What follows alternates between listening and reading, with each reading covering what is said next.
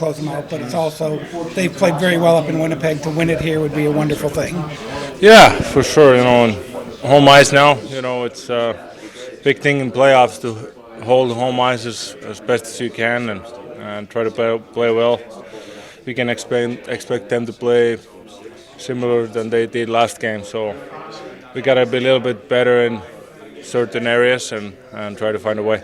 What about creating offense? Obviously, up there it's been a little bit tougher. Down here it's been a little bit easier. Is there a difference at home? I think maybe the energy, obviously I think I liked our compete level last game, I think it was there. Hellebuck made some good saves last game and but I think the energy was good even though we didn't create as much as we wanted, so we gotta try to get more inside, more bodies to the net and get a little bit more shots tonight. Is there any urgency to win it now to make sure you don't give Hellebuck a chance to play at home again? Yeah, I think urgency is there. I think urgency was there last game.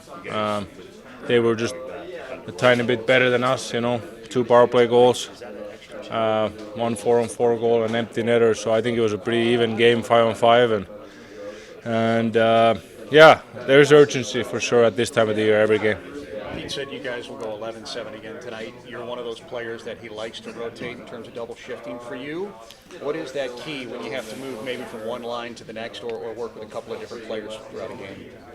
Yeah, I think you got to try to keep your shift short as possible because if you're going to go every other shift for some periods of time, you got to have the energy to do that and just short shifts, high tempo. I think that's the key when you play a lot. What have you seen from Miro? You've played against him, obviously. Just a couple of games with him. How has that been? It's been great.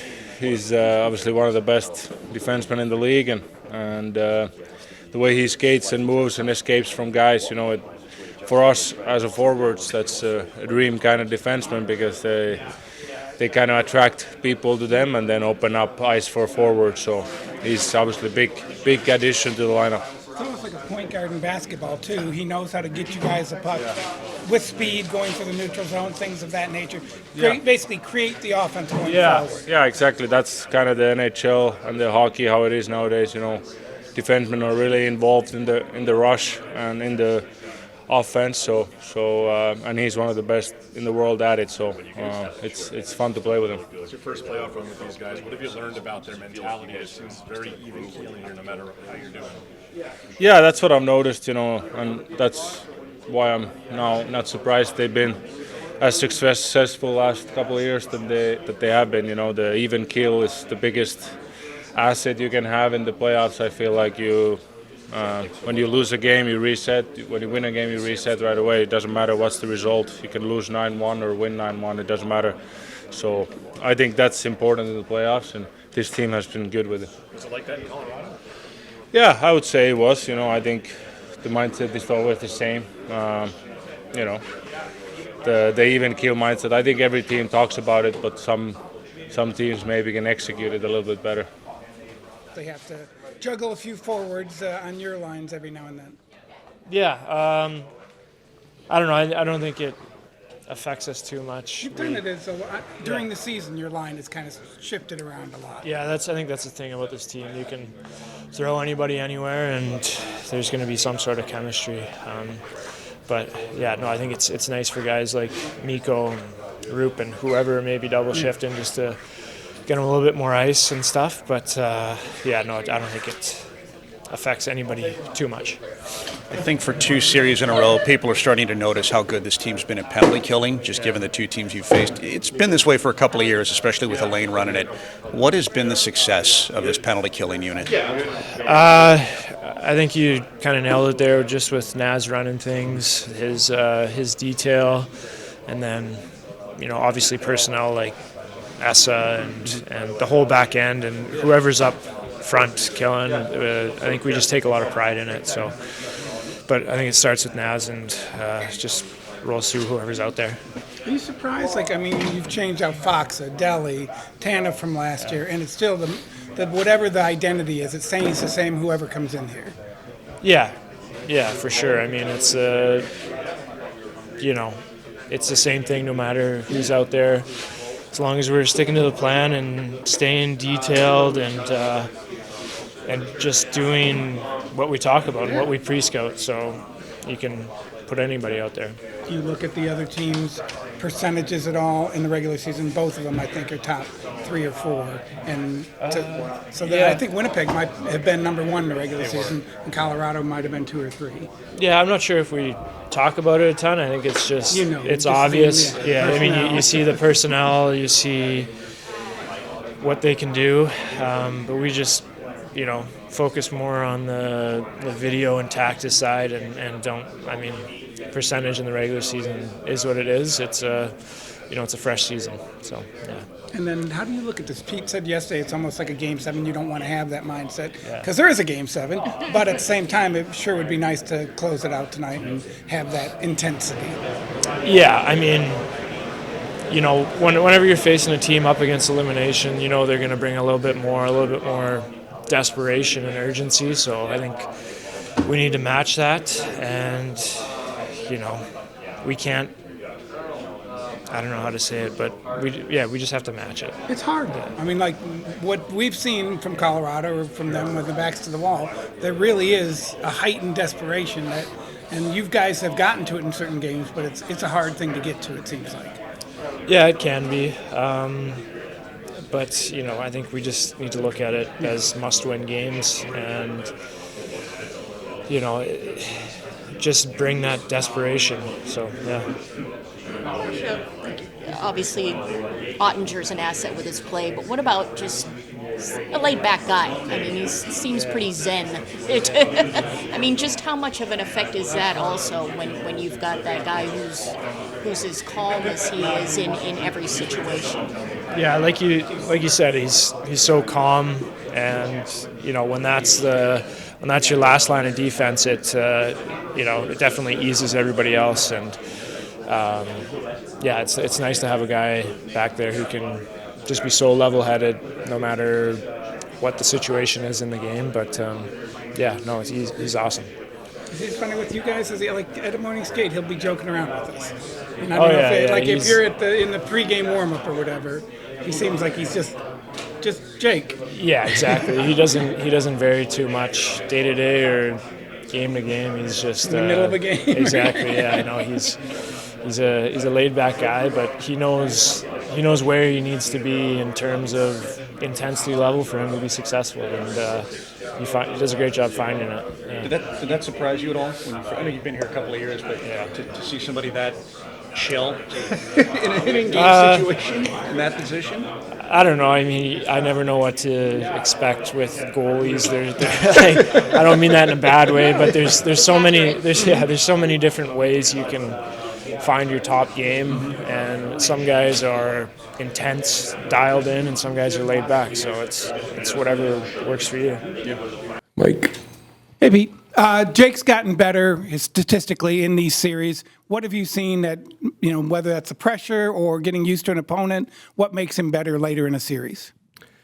Yeah, I think just it's a mental toughness. I think, obviously as the series goes deeper, the pressure goes up. I think you get to know your opponent, but everyone gets to know their opponent over a series. It's who can handle the pressure and the temperature as it gets turned up, and he's done a really good job in my time here of that. Pete, the last couple of games you've gone 11-7. Are there any changes to that philosophy for tonight's game? And No. Then what do you like about the options that it gives you rolling 11 forwards and 7?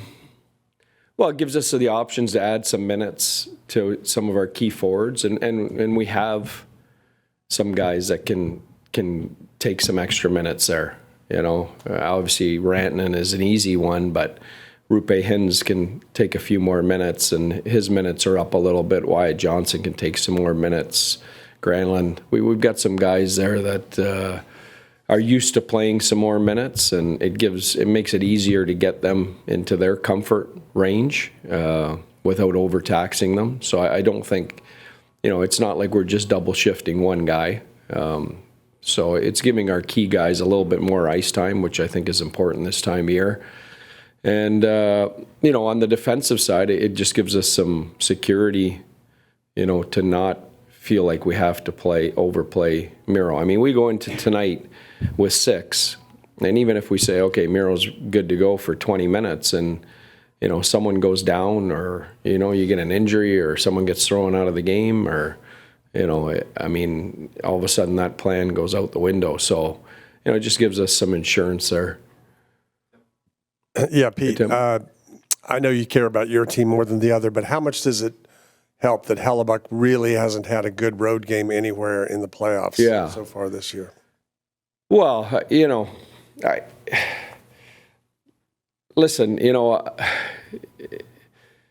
I don't know how much that helps. I think I'll tell you tonight at the end of the game. I mean, obviously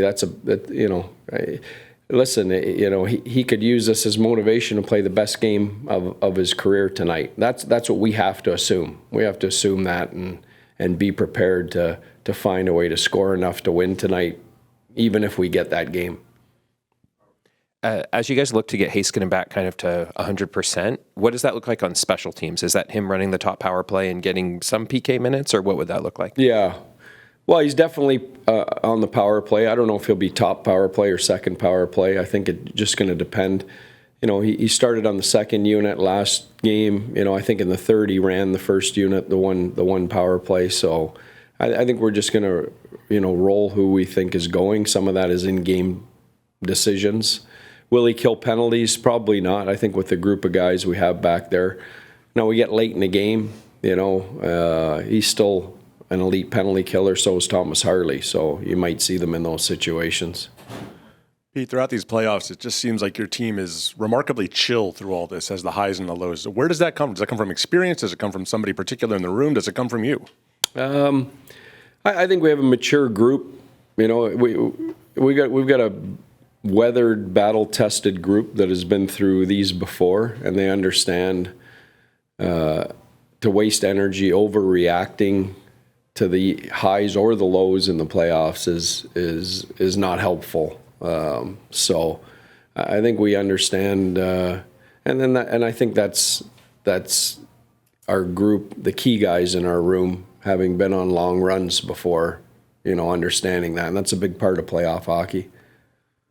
Hey, Pete, I know they were the best defensive team in the regular season. I think through 2 periods you had 9 shots, only 5 from forwards. Like, what do you need to do to just generate some more opportunities and some more shot volume? Yeah.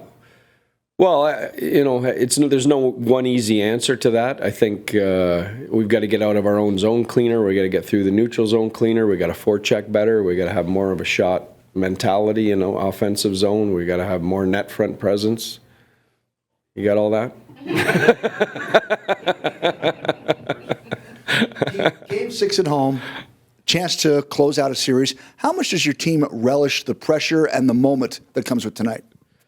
Yeah, I think this is what you play for. This is what you coach for. I mean, this is as good as it gets. You get to reset and you get a chance to win and move on. I mean, that's what that's why you show up in training camp and do the work in the summer and prepare and put in all that time all year, to get into these situations and hopefully take advantage of them. Thank you. Tim, one more? Sure. Have you found things can go more smoothly when you win a game 1, and is that something you'd like to try again? Yeah, we'd like to try that again. I hope we get the opportunity for that, but there's no doubt. I mean, that has set us up to have it's the reason we're sitting here with an opportunity to close a series out in Game 6. Is because of how we started this series.